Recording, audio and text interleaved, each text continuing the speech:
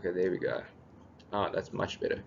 Okay, so today we're going to focus on Unit 2. So we're going to look at organization, structural, and structure of construction companies. So we're not going to focus on that too much because that's what you're doing in COM R. So, but I'm briefly going to touch on some of the concepts just to serve as a basis for our module, and also just to see what Cook and Williams says about it. This will probably, whenever you do a task maybe in COMR, this will be a nice complement for you guys to use. Okay, then Unit 2, so we're going to look at the management principles. We're going to look at leadership styles. We're going to look at project teams. We're going to look at team building and then the size of construction firms and characteristics of firms. So, and how they influence the way we deal on site, and how we conduct our work on site. Okay, so before we do that, I just want to show you guys a bit of a video just to show, let you guys think a little bit about leadership styles and how to approach site and how to approach people. So start with chapter 2, and chapter 2 is all about construction contracts. So you will see Cook and Williams, they talk about the JCT contract, which we don't really use in South Africa. So I just summarized it for us in a couple of slides, and it's not that important for our module, the different contracts, because everything is dealt with in your other subjects. I don't know, do you have CCM this year? Last year. Last year, okay, cool. Then you had everything on the JBCC and okay. Did Daniel speak a little bit about FIDIC and all the other contracts out there? Yes. Only touched on them. Yeah, I just touched on them. Okay, I'm also just going to touch on them, just a bit of a refresher. But basically, chapter 2 is all about the UK contracts. The one that we do use in South Africa is the NEC, which I think is a very nice contract. I haven't done work on a project on the NEC yet, but I know Telkom, Eskom, and all those, the electrical side, the guys like to use the NEC contracts. Okay, then, however, it defines a contract as a means to formalize the relationship between the contracting parties. And that's all what a contract is. It's just a baseline to start with on how this project is going to be arranged. For instance, something which I always highlight is the JBCC doesn't require a particular program with specific work breakdown structures and so on. Whereas the new GCC does, and then the FIDIC contract specifies that. But if you understand your contracts, a JBCC contract, you can write that in. I've done a contract now where we actually took the description from the GCC and we incorporated it in the JBCC. But then if you do that, you have to realize that you have to tell the contractors that. It's all about transparency. So that they know how to price their documentation. Okay. Then, which is applicable though, is that the contracts in South Africa does ask for certain planning methods to be used, and they are the terms that dictate the sort of program to be used. That's the example that I used just now. And then we've got some contracts specify what information is needed. And we've got, it may also dictate how the information is presented. For instance, the GCC contract is more inclined for engineering contracts, so it's more inclined to be used on the SANS measuring system, which I showed you guys last week, or was it? Yeah, last week I think. That big document was done on the standard system, but and the JBCC is more inclined to work together with the standard system. So you can use any contract with any type of measurement, but you have to understand how the pricing instruction works. It's a little bit different because the GCC refers to specifications at the back of your documentation, whereas the JBCC you have preambles that it refers to, which is the same thing. It's just differently measured and differently referred to. Okay, so in South Africa we've got the JBCC, the one that you guys are familiar with, which you were taught about. Then we've got the GCC, the General Conditions of Contract. That's the engineering one. And then the other one that's endorsed by the CIDB is the NEC, the New Engineering Contract. This contract is a very project management inclined type of contract. The principal agent is referred to as a project manager on here. So it's a little bit more complex at first, the contract, but I think it's a very nice contract, transparent one, because it's very transparent, and it gives it considers both the contractor and the consultant. So I think it's quite a fair contract to use, although I think most of the full contracts endorsed by the CIDB are quite fair. Okay, and then the FIDIC one, this is the one that is also a very nice contract. For instance, the red book that's used been in use since 1999, and it hasn't been amended since. So it's had a proven track record up to now. So I think the FIDIC contract is quite a nice contract. I'm actually working on a contract now from the 1980, which uses the 1987 FIDIC contract still. So that's the mines that like to use that. Okay, then the Cook and Williams referred to the JCT contract, and then we've got the Colto contracts. If any of you guys end up in road construction, you'll probably still see Colto. I haven't measured anything on Colto yet, but Colto and GCC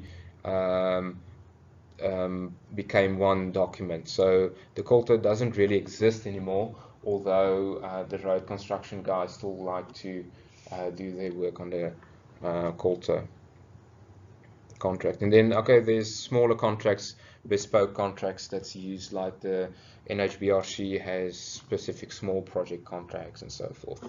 Okay, so that's more or less just the background of the contracts that we've got. Okay, and then we've got the Construction Industry Development Board.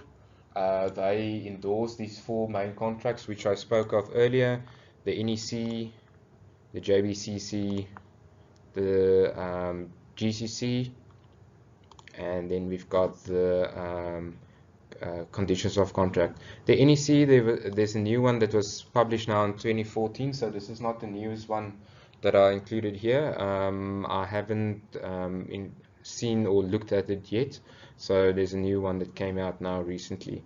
FIDIC, they were also thinking of revising, so I'm also still waiting for that one to be published. Just something which I highlighted from the GCC or the NEC, for instance, on the programming. Just something interesting that we might use later on is they want critical dates on the program. They operate by contract and others. They want that to be specified, and then it's got equipment and resources for each operation should be listed.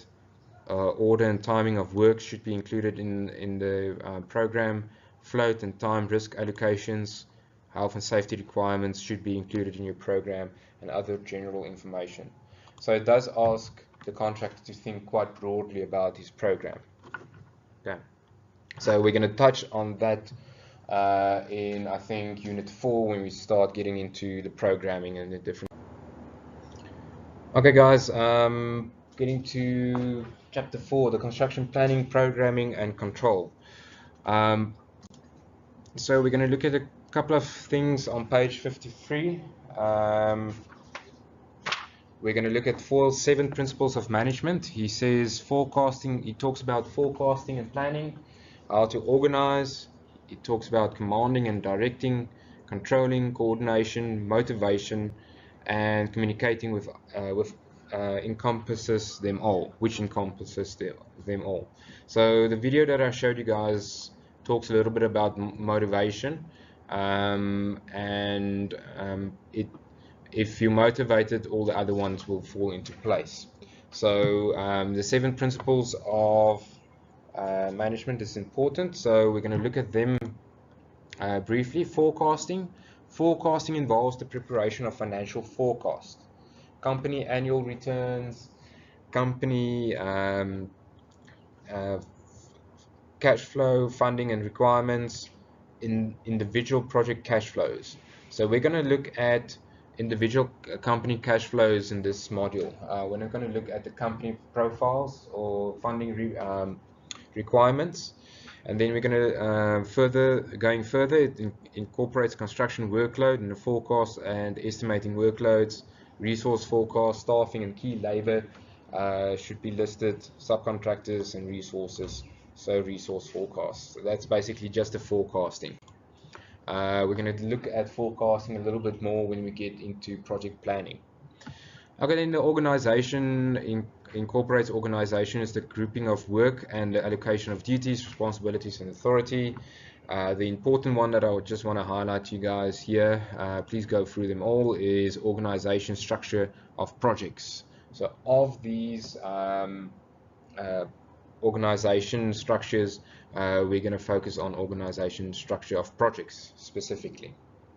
Okay. Then commanding and control. We're going to get into the different types of command and control now.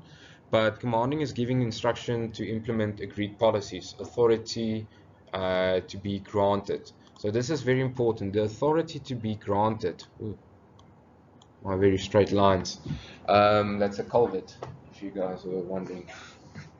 um, the authority is very important because on a contract, it's very important to highlight who is the principal agent's representative, who is the principal agent, who can issue instructions, and so forth.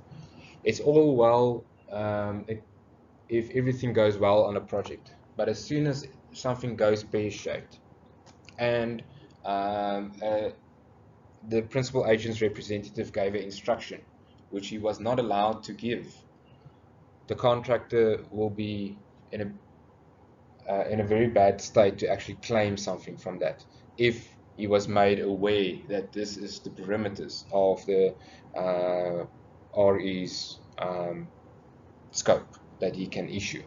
Okay, so it all comes into interpretation, so you can still argue it further, but according to a contract, certain authority is given to certain people and it should be adhered to.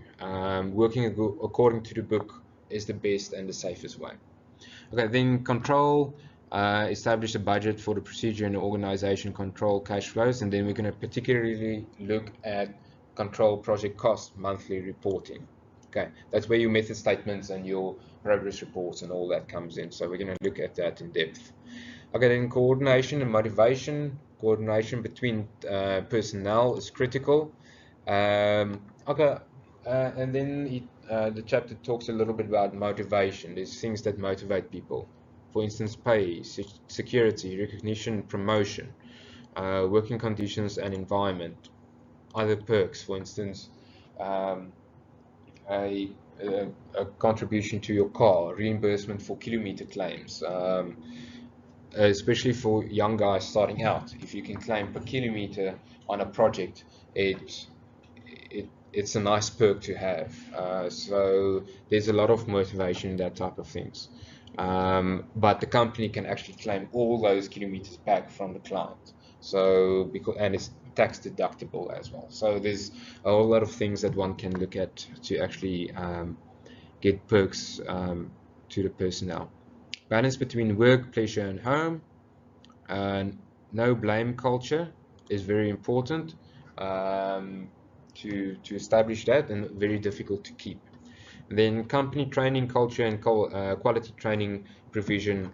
It's basically this comes in and relates to empowerment of people.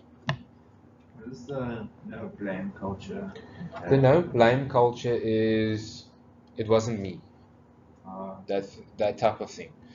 People should still take the responsibility, but the no blame culture is it wasn't me, it was this guy who did it. On a project, I try and avoid that by all means. It wasn't our mistake. Let me rather say, you can accept it was your fault, but it should not be you that point a finger to someone else. So we're in it as a team. Yeah, that's the main thing is um, the project team took a decision on that, and that's best to do that. And because then you just save. It's like a marriage. It's as soon as you start pointing fingers at each other, you start playing the ball and not the game, and that's the main thing. Okay. Okay, then we talk about communication, and communication is probably one of the biggest things on a construction project. Administration and communication is probably one of your strongest tools as a construction project manager and as construction manager.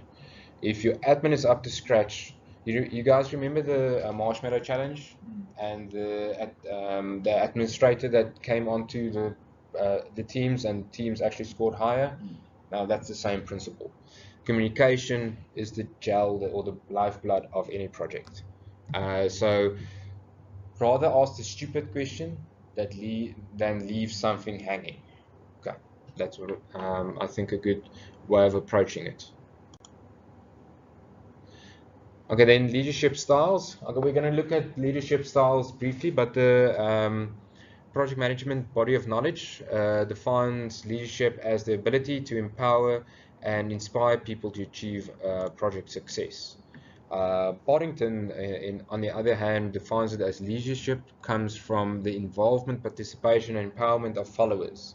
So, as construction managers and construction project managers, I think the second one is a little bit more descriptive of our type of mentalities. We kind of like to be a little bit more hands-on, although it's usually more difficult to let something go or let people go than doing it yourself. That's something that you also need to do very well. But we kind of fall into this leadership comes from the involvement rather than empowering other people. That's the natural state usually. Okay, then we look at certain leadership styles. This is not that important, but uh, this will give a bit of perspective for you guys on site. You get autocratic leadership styles, one who commands, and then they list Steve Jobs underneath one of these type of leadership styles. You can think of Donald Trump. He's also an autocratic type of leader. Although I think Steve Jobs is a little bit, he listens more and he brings a little bit more towards the whole leadership style. And then McGregor just goes on to define a theory X. People do not like to work, and therefore coercion or punishment may be applied to get them to work. Okay. Then the other one is democratic, is managers who consult with his subordinates. You can think of Obama. He was a bit more democratic type of leader, and also our new president as well. He's likes to talk to people and negotiate a little bit more and try and understand other people's views first. Um, both has its advantages, but you have to be a strong leader in both to be effective in it. And then you've got this certain poles between that. Okay, so that's the two type of leadership styles that's listed. Then we look at project teams briefly. Construction work is project-based and it's multidisciplinary teams of people that works together. It's a collaboration. A collaboration is not that embedded in the South African environment yet. That is now in collaborative environment is where procurement is done from the start with the contractor. In America, where you have a not tender-based type of tenders, but more a proposal type or a bid. Yes, there's the right word now. It's more done on a bid where you have a whole project team bidding on one thing. Now, collaboration is more a thing of the client wants this. He appoints his professional team. They shortlist a couple of contractors, and the contractor is appointed not on his price, but rather on his expertise. And then he becomes part of the team, and the design goes further from there. So it's a bit more collaborative with people. Other instances, clients may have a pool of approved contractors to actually go through the design process. Okay, Burke defines teamwork's aim as bringing people together to increase their effectiveness without the loss of their individuality. Okay, that's very important to keep the individuality of each person within a team. Okay, then teamwork is when people work collaboratively towards a common goal. Teams grow until they subdivide. Okay. Team building. At best, construction teams are temporary. That's one of the big challenges on construction work. It's never a continuous team from the beginning to the start and from one project to the other. Usually there is a core team that stays together. For instance, the architect and the QS usually stays together from one project. They get a relationship going, and it's actually just the same person, because if you go back into history, QSs are actually just the extension of an architect's services that was provided. So that's a good example of people, just a core team moving from one project to the other. Some people perform better as individuals. That's very true. And then the comment about getting cold, wet, and muddy has truth in it. It is all about commitment. I think the main thing what they're saying here is, if you're on a team, get over it and get with it. Get into the team. We're looking for solutions. We're not looking for a blame game. We're not looking for claims unnecessarily. We're all about getting the project done. Okay, then the sizes of the firms. We've got basically have small firms, fair size firms, large firms, and very large firms. So I'm not going to go into this. I'm not going to test you guys on this really, because I think it's a little bit contradictory to what is taught in COMR in some instances. I remember the old study notes, there was only three types of firms. It used to be only small firms, medium-sized, and then the large firms. So, but I just want to give you guys some perspective how it's actually managed on site and how it influences the sites. Okay, so looking at small firms, they usually have a principal and he does everything. The construction site manager is the construction site manager on this side, and then you've got subcontractors. So this is the principal of the company, and then he has a manager for the one side and another manager on the other side. But he basically does everything. He does the payment claims, he does everything. He's the construction manager on site and for everything. The principal is responsible for everything, organizing according to functionality. Delegation may be challenged by the principal. Okay, then we look at medium firms. We've got the contracts director, we've got the contracts manager, and we've got a construction manager at the bottom with subcontractors underneath him. So you start having policies to manage all these people that come on. You have safety, health, welfare, and then you have a company control and reporting processes and planning procedures that develop from that. Okay, then you have large firms, which has a chairperson, managing director, with a design team, major contracts division, minor works division, plant division, with all its different divisions underneath.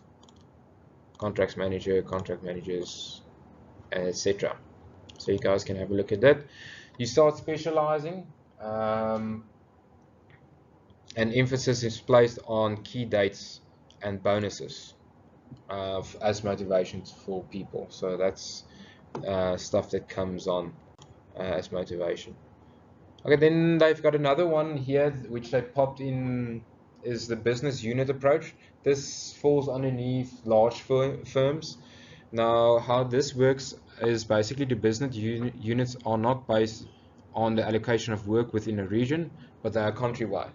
I always use the example of the firm that I used to work with, as we were consultants, but we had an architect and a QS in our Bloemfontein office. Then we had a QS department in our Pretoria office, but there wasn't any other architects any other place. So if work was done in, for instance, Cape Town, the Cape Town guys would act as a project management team and delegate it to the Bloemfontein office, who will do the design and the QS work. If we could not do all the QS work, we would delegate it to the Pretoria office. So it's basically just collaboration and supporting the whole business as a unit.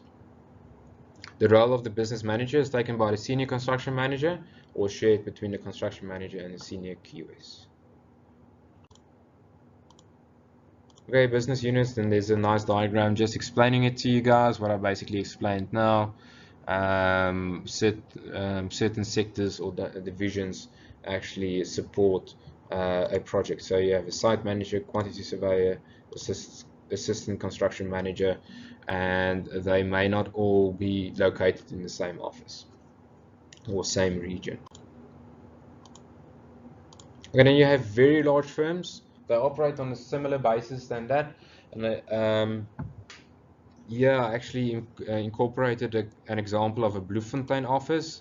Then you have a Kimberley office, you have a Bloemfontein region, you have a managing director, you have a regional director for each one, and you have a building manager, a project manager, and then you've got your materials coordinator, site organization, site management, site managers, site managers of the different project. So it's very simple. The larger the firm, the more managers, the more policies, the more red tape there is, or not red tape, but policies to manage the whole system there is. Okay, and then I just added here a example of a group, Oricon Group, who is a consulting firm who has a similar. It's a Australian-based company who has over 6,000 employees in Indonesia, in the Middle East, in Africa, Australia, and so forth, and they operate on the same way. So you guys can check that out. Okay, then large firms, just a conclusion. Divisions are created to cater for the different products. Look on page 65 and 66. The divisions are created to group according to their function, product, services, geographical location, customer, capital, and their projects. So they don't necessarily are grouped according to their location, but they also their function. For instance, now the Pretoria office that has the QSs in house, or so. Some firms may have a planning division and then an implementation division. One that only focuses on tenders, and then you have another division that only focuses on implementation. Okay. Okay, and then our second bit of the video, I'm just going to show that to you guys.